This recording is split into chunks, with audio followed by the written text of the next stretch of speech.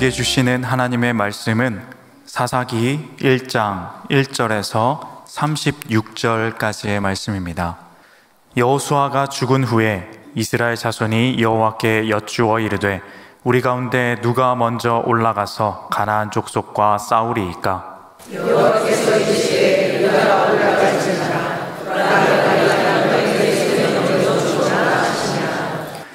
유다가 그의 형제 시므온에게 이르되 내가 제비 뽑아 얻은 땅에 나와 함께 올라가서 가나안 족속과 싸우자. 그리하면 나도 내가 제비 뽑아 얻은 땅에 함께 가리라 하니 이에 시므온이 그와 함께 가니라. 유다가 올라가니 여호와께서 가나안 족속과 그리 족속을 그들에게 주시니 그들이 베색에서 많은 명을 죽이고 또 베색에서 아도니 베색을 만나 그와 싸워서 가나안 족속과 브리스 족속을 죽이니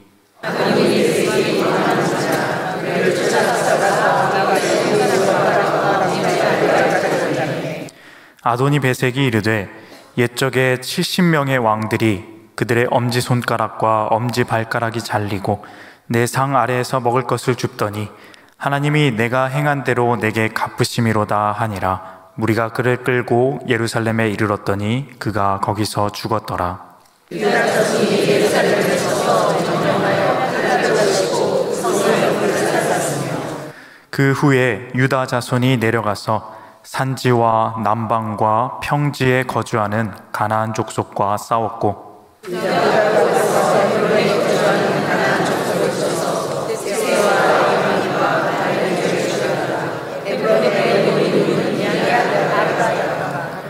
거기서 나아가서 드빌의 주민들을 쳤으니 드빌의 본 이름은 기럇 세벨이라.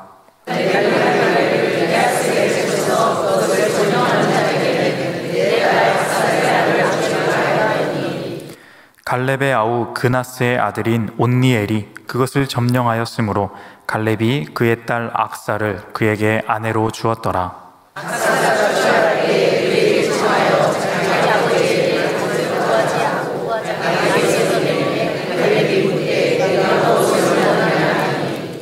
이르되 내게 복을 주소서. 아버지께서 나를 남방으로 보내시니 샘물도 내게 주소서 하매 갈렙이 윗샘과 아랫샘을 그에게 주었더라.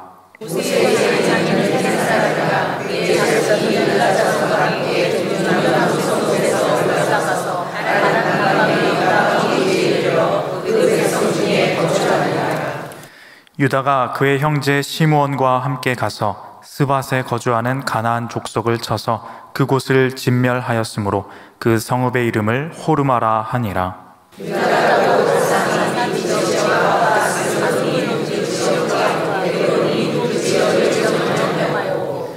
여호와께서 유다와 함께 계셨으므로 그가 산지 주민을 쫓아내었으나 골짜기의 주민들은 철병거가 있으므로 그들을 쫓아내지 못하였으며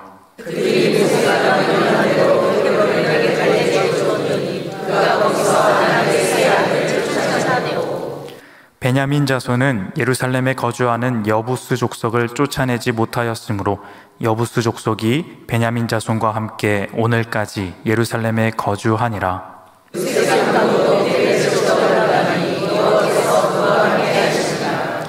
요셉 가문이 베델을 정탐하게 하였는데 그 성읍의 이름은 루스라.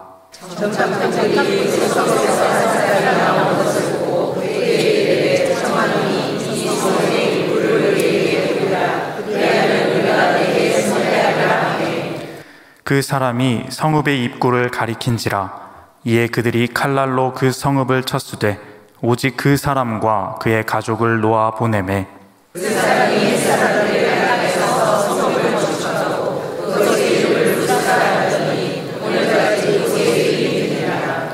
므낫세가 베스안과 그에 딸린 마을들의 주민과 다아낙과 그에 딸린 마을들의 주민과 돌과 그에 딸린 마을들의 주민과 이블르암과 그에 딸린 마을들의 주민과 무깃도와 그에 딸린 마을들의 주민들을 쫓아내지 못하매 가나안 족속이 결심하고 그 땅에 거주하였더니 이스라엘이 강성하게 가나안 족속에게 노력하였고 다 쫓아내지 아니하였다.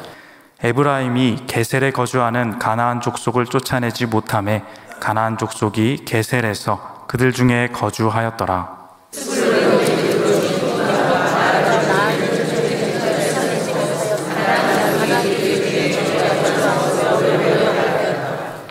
아셀이 악고 주민과 시돈 주민과 알랍과 악십과 헬바와 아빅과 르흡 주민을 쫓아내지 못하고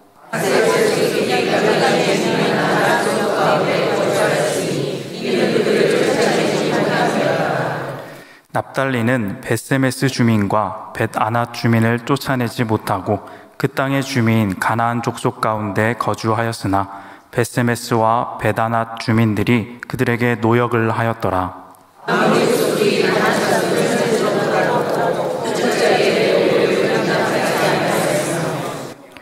결심하고 헤레스 산과 아얄론과 사알빔에 거주하였더니 요셉의 가문의 힘이 강성함에 아모리 족속이 마침내는 노역을 하였으며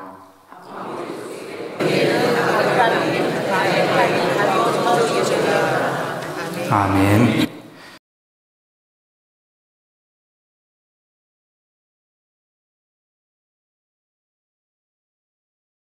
마가복음 강해를 아직 다 끝내지 못했는데 사사기로 온 이유는 마가복음 남아있는 본문이 베드로가 부인하고 예수님께서 잡히시고 또 십자가에 달리시고 부활하신 내용이 남아있는데 절기 때 다 했어가지고 다음에 기회가 되면 또다시 그 부분으로 가도록 하겠습니다. 그래서 다시 역사서 우리 민수기하고 여호수아까지 갔었는데요. 우리 그 다음 사사기 계속해서 또 살펴보도록 하겠습니다.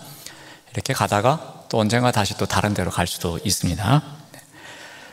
먼저 우리가 사사기 좀 서론 이야기를 잠깐 드리면은 사사기를 왜 읽어야 될까라는 생각을 해봅니다.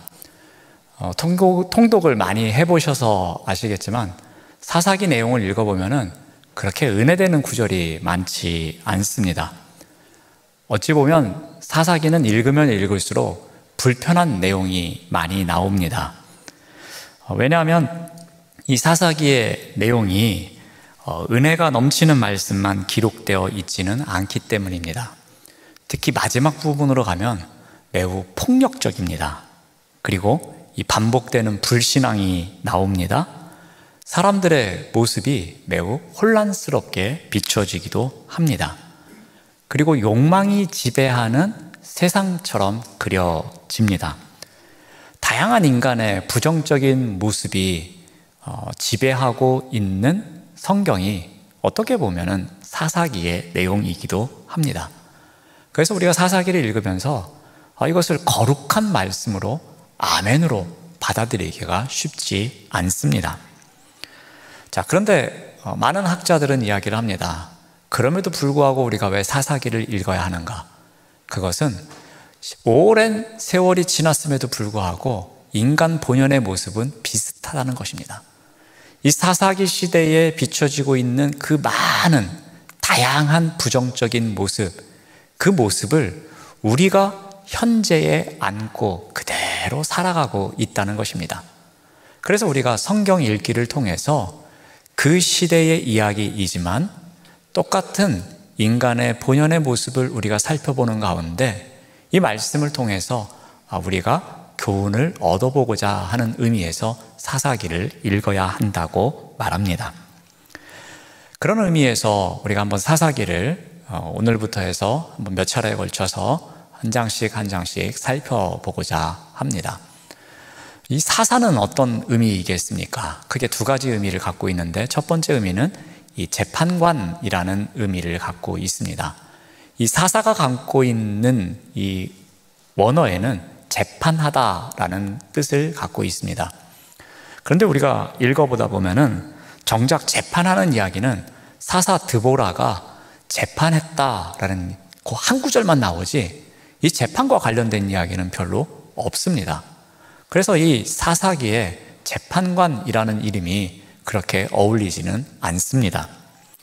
또 다른 하나의 의미는 다스리는 자라는 의미가 있습니다. 즉 군사적인 구원자의 역할을 하는 사람, 그래서 이스라엘을 구원하고 이스라엘을 다스리는 사람, 그런 의미에서 또 사사기라는 의미를 우리가 발견할 수 있습니다. 그러니까 그 시대에 정치적, 군사적, 사회적 지도자 역할을 한 사람의 이야기라고 볼 수도 있는 것입니다. 그런데 이 사사는 왕처럼 이스라엘 전체를 다스리는 사람은 아니었습니다. 자신이 소속된 지파의 리더일 뿐이지 그 12지파를 전체 통솔하는 리더는 아니었습니다. 그러니까 왕의 개념과 다른 겁니다.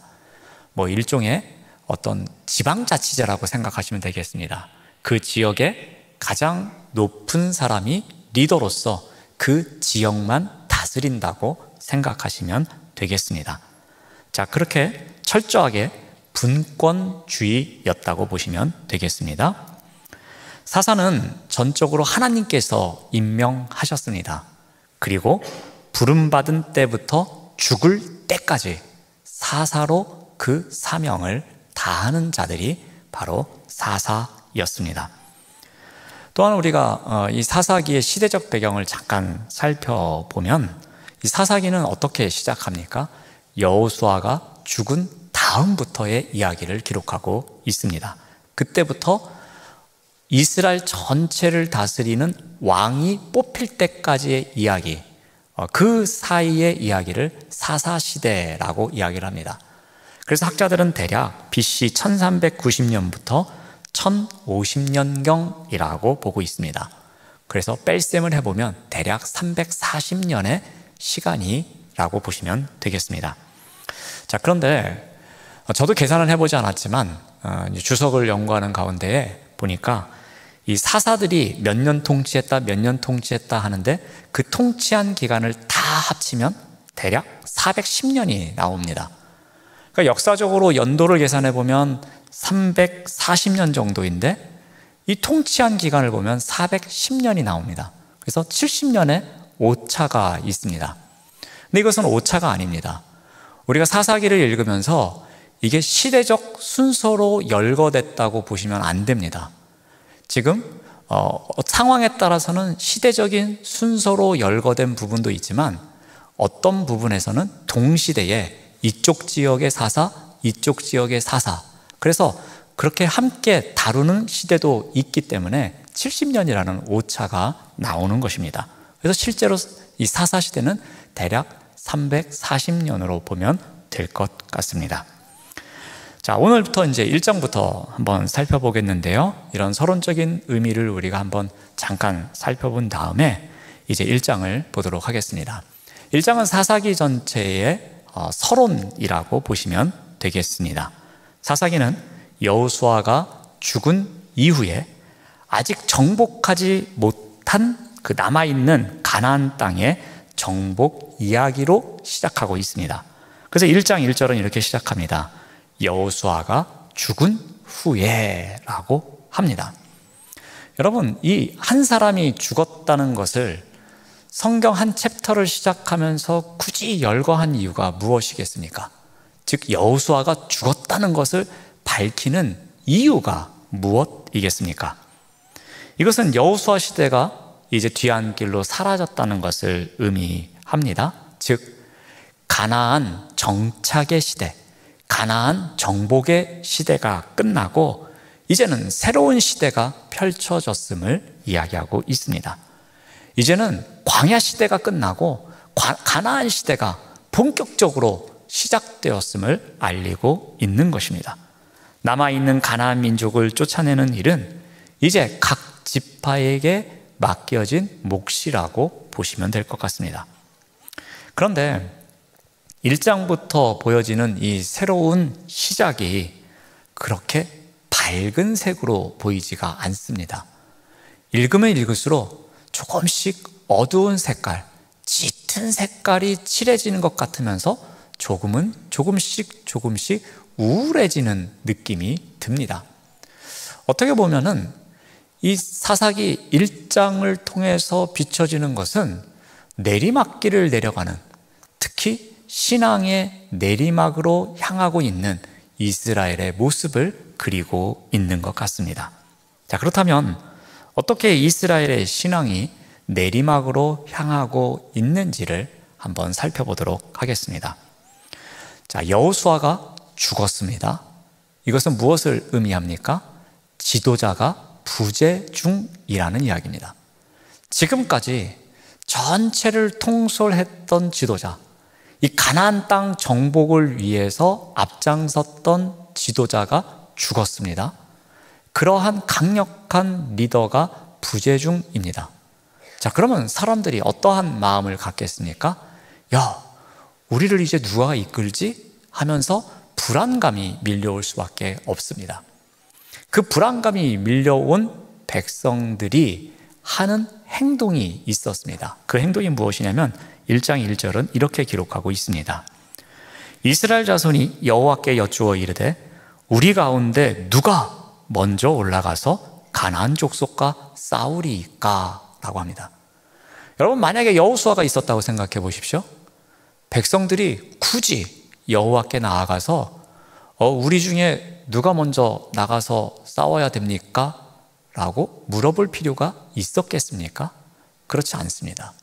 여호수아가 자, 이번에는 어떤 지파가 앞장서고 그 다음에 어떤 지파가 후방을 막고 어떤 지파는 노약자들을 돌보고 어떤 지파는 이렇게 합시다 하면서 나름대로의 그 리더로서의 역량을 보여줬을 것입니다.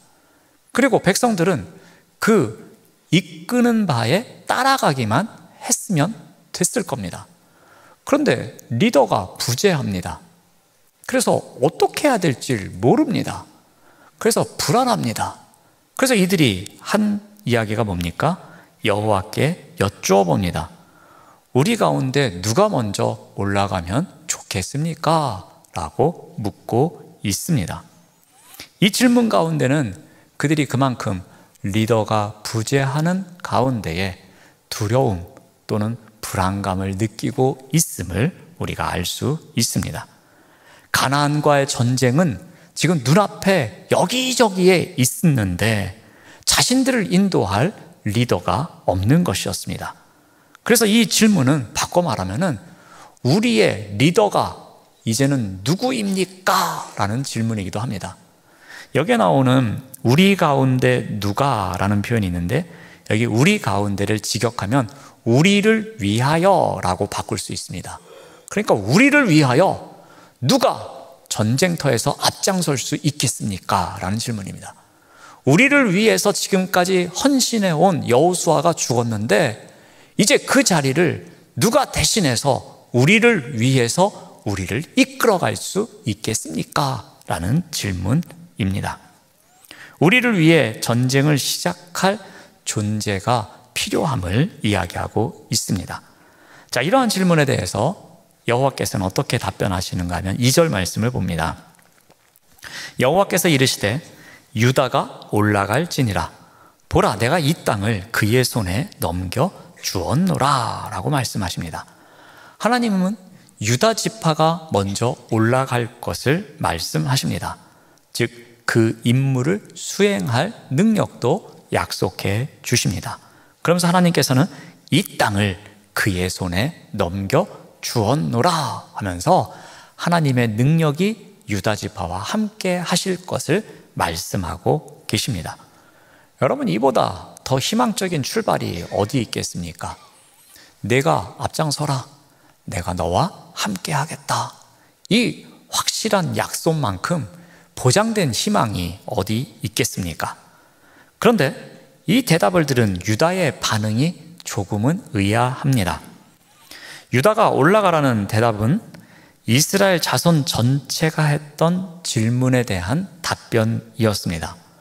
그러니까 이스라엘 전체가 질문한 것에 대해서 하나님께서는 유다가 앞장서라 라고 하셨으면 유다가 그렇게 행동으로 옮겼으면 됐습니다. 근데 1장 3절에 보니까 유다 지파는 어떻게 합니까? 유다가 그의 형제 시므온에게 이르되 그래서 시므온이 그와 함께 갑니다. 유다가 리더 역할을 해줘야 되는데 그렇지 못한 모습을 보게 됩니다. 유다가 시므온과 형제 지파였기에 그와 함께 가고자 해서 시므온과 함께 전쟁을 시작하고 있습니다. 하나님은 유다를 단독으로 지명하셨기 때문에 시므온 지파와 제휴하는 것뿐만이 아니라 모든 지파를 통솔하는 것이 원칙이었을 것입니다. 그런데 자신이 조금 친하다고, 우리 형제 아이가 그러면서 그 형제 지파라고 하는 시므온 지파, 그 지파하고만 이렇게 둘이 쿵짝쿵짝 하면서 지금 정복전쟁을 계속하고 있는 것입니다. 어찌 보면 이 지도자가 부재한 상황에서 이전과는 다른 모습을 보여주고 있습니다. 자, 이러한 가운데 어떠한 일이 생기는가 하면은 유다 지파가 정착지를 개척하기 위해서 베색이라는 곳으로 향합니다. 베색의 정확한 위치는 알 수 없지만 학자들은 예루살렘에서 가까운 곳에 위치한 곳이라고 이야기합니다. 그리고 그 땅에는 가나안 족속과 브리스 족속이 살고 있었습니다. 우리 5절 말씀을 봅니다. 베색에서 아도니 베색을 만나 그와 싸워서 가나안 족속과 브리스 족속을 죽였다라고 합니다. 자, 전쟁에서 승리를 했습니다. 자, 그런데 매우 독특한 행동을 합니다. 6절 말씀을 보면 아도니 베색이 도망하는지라 그를 쫓아가서 잡아 그의 엄지손가락과 발가락을 자르매 라고 합니다. 조금 비위가 약하신 분들은 이 구절을 읽으면서 내가 이럴 줄 알았어, 사사기를 왜 읽는 거야? 라고 말씀하실 수 있습니다. 유다 지파가 아도니 베색을 사로잡습니다. 그리고 잔인한 처벌로 어떤 결론에 이릅니다. 그런데 이와 같은 처벌 방식은 누구에게 배운 것이냐면은 7절 말씀을 보니까 아도니 베색이 이르되 옛적에 70명의 왕들이 그들의 엄지손가락과 엄지발가락이 잘리고 내상 아래에서 먹을 것을 주었다라고 기록하고 있습니다. 그러니까 유다 지파가 잔인한 방식으로 이 상대방을 처벌한 것은 그 상대방에게 배운 방식이었습니다. 그러니까 지금 이스라엘 백성들은 유다 지파에 국한되어 있지만 뒤에 또 다른 지파의 이야기가 나오지만 가나안 문화의 영향을 이미 받고 있었던 것입니다. 여러분, 이스라엘이 전쟁에서 승리할 수 있었던 것은 조금 전에 우리가 읽어보았던 본문에서 나오듯이 하나님께서 내가 너와 함께 하겠다는 약속에 의해서 전쟁을 승리한 것입니다. 그러면 그 공식에 의하면 전쟁에서 승리한 백성들은 전쟁에서 승리한 이후에 무엇을 해야 됩니까? 하나님께 감사하는 표현을 해야 됩니다. 예배를 드리든 아니면 제물을 드리든 기도를 하든 하나님, 이 전쟁에서 승리케 해주셔서 감사합니다라는 표현을 하는 것이 정상입니다. 그리고 그게 순서입니다. 유다 지파를 승리케 하신 분은 분명히 하나님이셨는데 전쟁이 끝나고 난 다음에는 하나님의 방식대로 하지 않았다는 것입니다.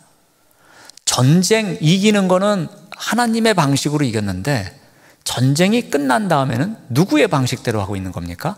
가나안 지역의 문화, 가나안 지역 사람들의 방식으로 하고 있는 것입니다. 그들은 하나님이 허락하신 승리를 가나안의 잔인한 풍습에 따라서 마무리하고 있었던 것입니다.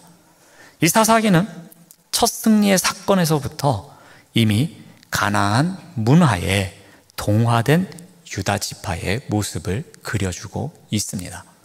그러니까 이들의 신앙이 어딘가 모르게 계속해서 내리막으로 가고 있는 것을 보게 됩니다. 지도자가 부재 중일 때 갈팡질팡합니다. 불안해하기 시작합니다. 하나님을 의지하는 모습이 점점 희미해져 갑니다. 그런 가운데 승리를 얻었습니다. 그런데 승리 이후에 그들의 행동 방식을 보아하니 하나님의 방식이 아닌 그 지역 문화를 이미 따르고 있었던 것입니다. 자, 이어서 우리 사사기 1장에서는 계속해서 승리 이야기를 전하고 있습니다. 이제 예루살렘을 정복합니다. 8절 말씀을 보면은 유다 자손이 예루살렘을 쳐서 점령하여 칼날로 치고 그 성을 불살랐습니다. 그런데 이것은 우리 나중에 사무엘서를 이제 공부할 때 말씀드리겠지만 불완전한 승리였습니다. 예루살렘을 온전히 정복한 것은 다윗 왕 때의 일입니다. 여부스 족속이 그곳에서 일부 살고 있었기에 이 다윗 때에 가서 완전히 정복하는 이야기가 나옵니다. 그러니까 여기 지금 사사기 1장 8절에 나오는 예루살렘을 쳐서 점령했다는 것은 완전 정복이 아니라 불완전 정복임을 보게 됩니다. 또 이번에는 헤브론을 정복합니다. 10절 말씀을 봅니다. 유다가 또 가서 헤브론에 거주하는 가나안 족속을 쳐서 세세와 아히만과 달메를 죽였더라. 헤브론의 본 이름은 기럇 아르바였더라. 세 명의 적장 이름을 기록하고 있습니다. 그만큼 이들이 어느 정도 승리를 거둔 것을 보여주고 있습니다. 유다 지파는 하나님의 인도하심을 따라서 이 일을 계속해서 수행하고 있습니다. 자, 이번엔 또 드빌로 갑니다. 11절 말씀을 보면은 거기서 나아가서 드빌의 주민들을 쳤으니 드빌의 본 이름이 기럇 세벨이라. 이 기럇 세벨이 점령하기 어려웠던 것 같습니다. 그래서 여기서 갈렙이 하나의 이야기를 합니다. 기럇 세벨을 점령하는 자에게는 내 딸 악사를 아내로 주겠다라고 약속합니다. 그러자 이 갈렙의 동생인 이 그나스의 아들 온니엘이 이 기럇 세벨을 점령합니다. 그리고 갈렙의 딸을 아내로 맞이합니다. 자, 온니엘은 다음에 다시 또 다루게 됩니다. 유다 지파는 이번엔 또 시므온 지파와 함께 남서부 지역을 점령하는 이야기를 기록하고 있습니다. 우리 17절 말씀을 보면은 스밧이 나옵니다. 그리고 그 스밧을 진멸했다라고 합니다. 그래서 그곳 성읍 이름을 호르마라고 명명합니다. 그리고 가사, 아스글론, 에그론을 점령했다라고 기록하고 있습니다. 분명히 그들은 하나님이 함께해 주심으로 전쟁에서 승리할 수 있었습니다. 자, 그런데 이제 하나씩 하나씩 타협해가는 아쉬운 장면이 연출됩니다. 19절 말씀을 보면은 여호와께서 유다와 함께 계셨습니다. 아직도 지금 전쟁에서 하나님께서는 함께하고 계십니다. 그런데 그가 산지 주민을 쫓아내었으나 골짜기의 주민들은 철병거가 있으므로 그들을 쫓아내지 못합니다. 분명히 하나님께서 함께 하시는 전쟁이었습니다. 계속해서 반복해서 설명하고 있습니다. 그럼에도 불구하고 이들의 눈에는 뭐가 보였습니까? 철병거가 보였습니다. 핑계거리가 생겼습니다. 야, 저거 무서운 거야. 우리가 이길 수 없어 하면서 그 골짜기의 주민들은 점령하지 못합니다. 그들은 쫓아내지 못합니다. 적당히 타협하면서 마무리해 갑니다.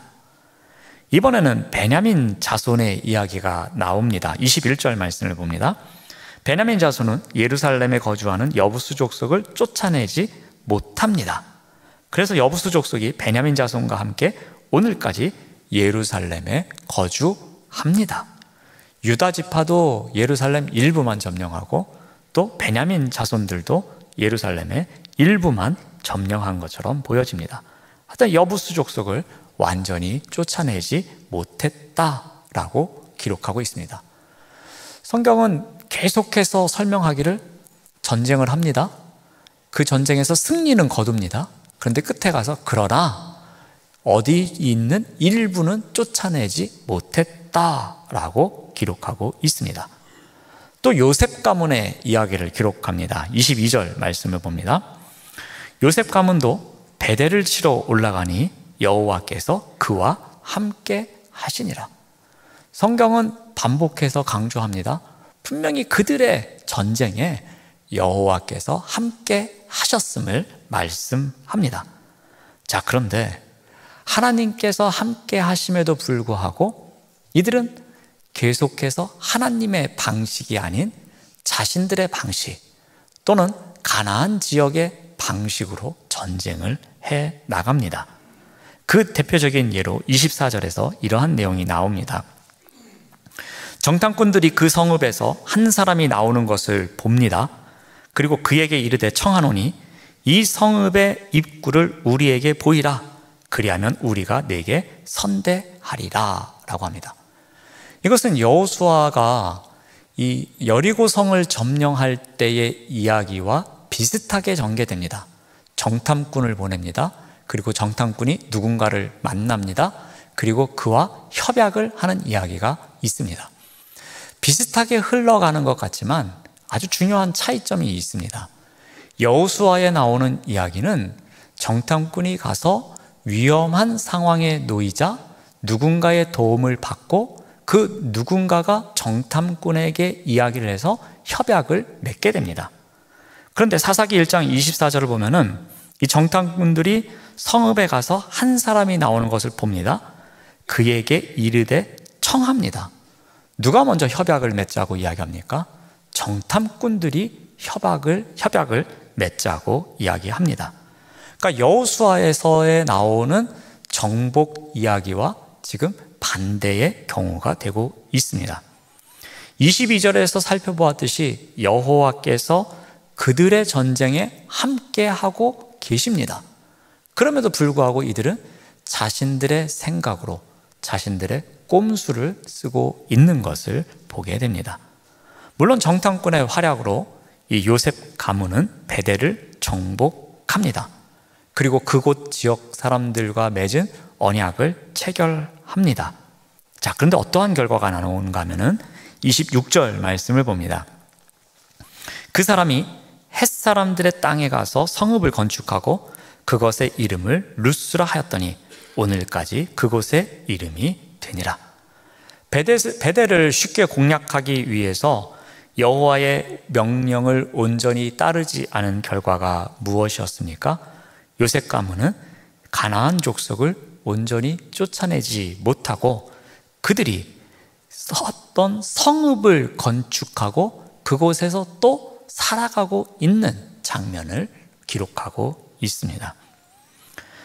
자, 이제 요셉 가문에서 속했던 이 므낫세와 에브라임의 이야기가 나옵니다. 그런데 27절 말씀을 보면은 므낫세가 쫓아내지 못함에 가나안 족속이 결심하고 그 땅에 거주하였더라. 또 29절 말씀을 봅니다. 에브라임이 게셀에 거주하는 가나안 족속을 쫓아내지 못함에 가나안 족속이 게셀에서 그들 중에 거주하였더라. 그 뒤에도 나머지 지파의 이야기가 나옵니다. 지파의 이름이 나오고 그리고 그들이 쫓아내지 못한 가나안 족속 주민의 이름이 열거되고 있습니다. 그리고 그 주민들을 인해서 생긴 일, 그러한 패턴이 계속해서 반복되고 있습니다. 자, 이러한 가운데 이스라엘 백성들이 결정적으로 실수하는 사건이 나옵니다. 자, 우리 28절 말씀을 봅니다. 이스라엘이 강성한 후에야 가나안 족속에게 노역을 시켰고 다 쫓아내지 아니하였더라. 자, 앞부분에서는 쫓아내지 않았던 이야기가 나옵니다. 그랬다가 갑자기 28절에 보니까 노역을 시켰다고 나옵니다. 또 30절 말씀을 봅니다. 스불론은 기드론 주민과 나할롤 주민을 쫓아내지 못하였으므로 가나안 족속이 그들 중에 거주하면서 노역을 하였더라 라고 합니다. 또 33절 말씀을 봅니다. 납달리는 베세미스 주민과 베다낫 주민을 쫓아내지 못하고 그 땅의 주민 가나안 족속 가운데 거주하였으나 베세메스 베다낫 주민들이 그들에게 노역을 하였더라 라고 합니다. 1장이 끝나가면서 그 가나안 지역 사람들에게 노역을 시켰다는 것을 반복해서 기록하고 있습니다. 이것은 표면적으로 보면은 이스라엘이 상대적으로 엄청난 힘을 갖고 있고 가나안 지역의 주민들이 힘이 없어서 종노릇을 했구나라고 볼 수도 있습니다. 자, 그런데 이 노역 또한 가나안 문화의 특징 가운데 하나였습니다. 아까 아도니베색 왕을 통해서 잔인한 일을 했던 것도 가나안 문화의 영향을 받았던 것이라고 말씀드렸습니다. 이 노역 또한 가나안 문화의 영향을 받은 또 다른 행동이었습니다. 가나안 문화의 동화되어서 그렇게 잔인한 일을 했던 유다 지파처럼 또 이스라엘의 다른 여러 지파들도 이미 가나안 땅에 있었던 그 문화를 마치 자기들이 했던 것처럼 똑같이 하고 있었던 것입니다. 그러니까 하나님의 명령은 무엇이었습니까? 이 땅의 그 7 족속들을 진멸하는 거였습니다. 그들을 다 쫓아내는 것이었습니다. 그래서 그곳에서 거룩한 하나님의 백성이 되는 것이 하나님의 명령이었습니다. 그런데 지금 어떻게 하고 있습니까? 적당히 쫓아내고 남아있는 자들을 뭘 시키고 있는 겁니까? 노역을 시키고 있는 것입니다. 가나안 사람들에게 강제 노역을 시키면서 그들이 누릴 수 있는 이익을 챙기고 있는 것입니다. 가나안 사람들을 그 땅에서 완전히 쫓아내지 않고서 자신들이 누릴 수 있는 편안함을 누리고 있는 것입니다. 하나님의 말씀을 온전히 순종하는 것 대신에 그들이 세상에서 선택할 수 있는 이익이란 이익은 다 취하고 있는 이스라엘 백성들의 모습을 보게 되는 것입니다. 이런 면에서 이들이 가장 큰 신앙의 내리막길로 향하고 있었던 것입니다. 이 결과 어떠한 일이 발생합니까? 그들은 점점 그 약속의 땅에서 주도권을 빼앗겨 가고 있습니다. 분명히 그 약속의 땅의 주인은 그 약속을 받은 백성들인 이스라엘 백성들이어야만 했습니다. 근데 1장을 마무리하면서 그 백성들이 주인이 아닌 자신들의 삶의 터전을 조금씩 빼앗겨가고 있는 장면을 기록하면서 1장은 마무리되어 갑니다. 우리 34절 말씀을 봅니다. 아모리 족속이 단 자손을 산지로 몰아넣고 골짜기에 내려오기를 용납하지 아니하였다라고 합니다. 지금 34절의 주어가 누가 되고 있습니까? 지금까지는 정복하면서 무슨 지파가 어디를 정복하였고 누구를 쫓아내지 못하였다 하면서 계속되는 주어가 이스라엘의 지파들이었습니다. 근데 34절에서 갑자기 주어가 바뀝니다. 아모리 족속이 이제 주어가 됩니다. 그들이 주어가 되는 가운데 단 지파를 산으로 몰아넣었다고 합니다. 그러니까 여러분, 평지가 좋겠습니까? 산지가 좋겠습니까? 살아가는데 당연히 평지가 좋지 않겠습니까?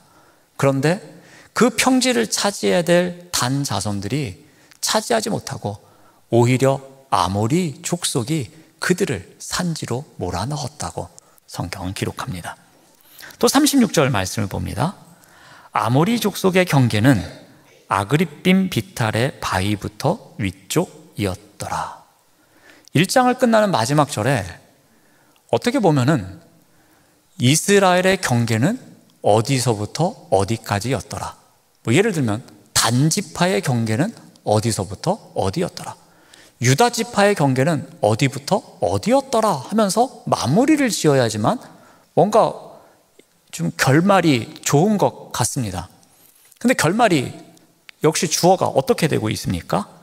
아모리 족속의 경계입니다. 이들의 경계는 굳이 밝힐 필요가 없습니다.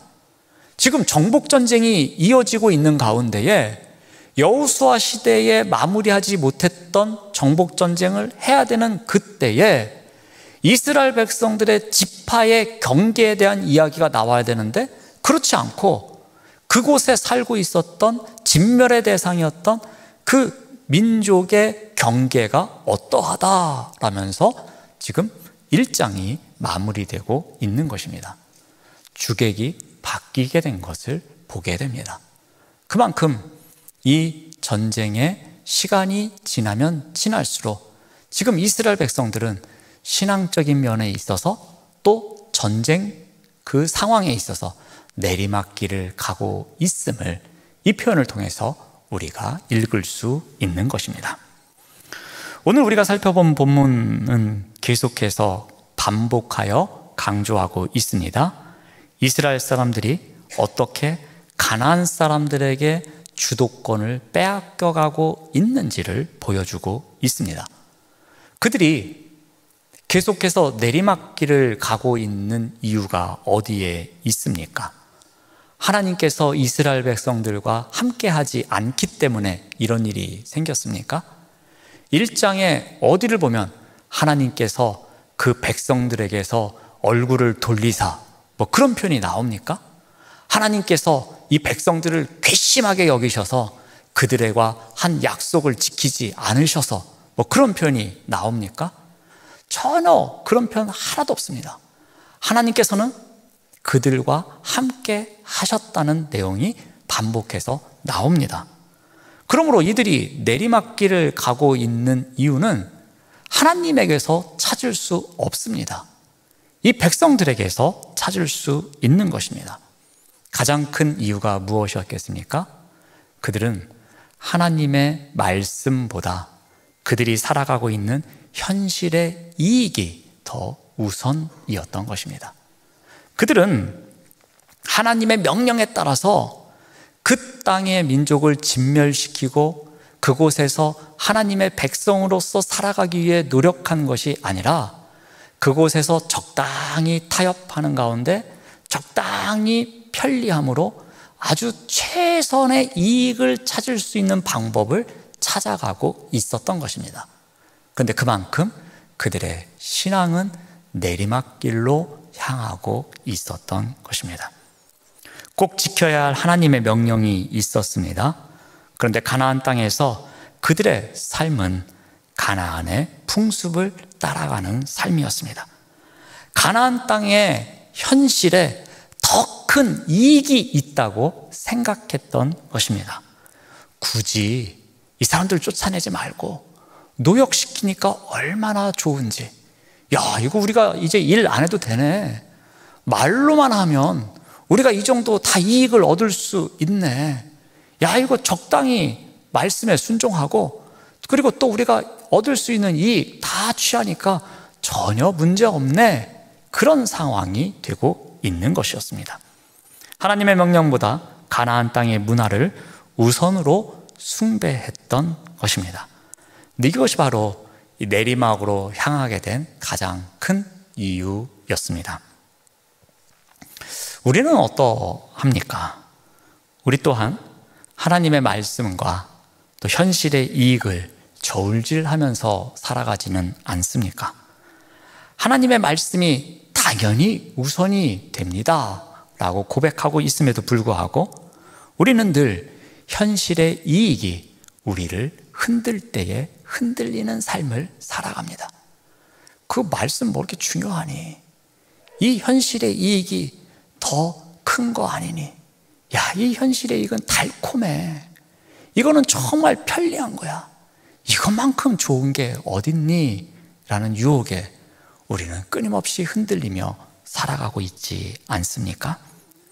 그래서 언젠가 우리를 돌아볼 때에 우리도 모르는 사이에 그 이익을 따르는 길의 한복판에 서 있는 우리의 모습을 발견할 때가 많이 있습니다. 그러므로 현실의 이익에 하나님의 말씀이 가려지지 않도록 힘써야 할 것입니다. 이것이 신앙의 내리막으로 향하지 않는 가장 중요한 원리입니다. 말씀에 더욱 민감한 삶을 살아가는 가운데 신앙의 내리막이 아닌 신앙의 오르막을 향해서 살아가시는 우리 모두가 되시기를 바랍니다. 기도하겠습니다. 하나님 감사합니다. 하나님의 말씀보다 현실의 이익에 욕심이 생겨 우리의 신앙이 내리막으로 향할 때가 있습니다. 언제나 말씀이 중심이 되어 흔들리지 않아서 우리의 신앙이 오르막으로 향할 수 있도록 인도하여 주시옵소서. 예수님의 이름으로 기도드립니다. 아멘.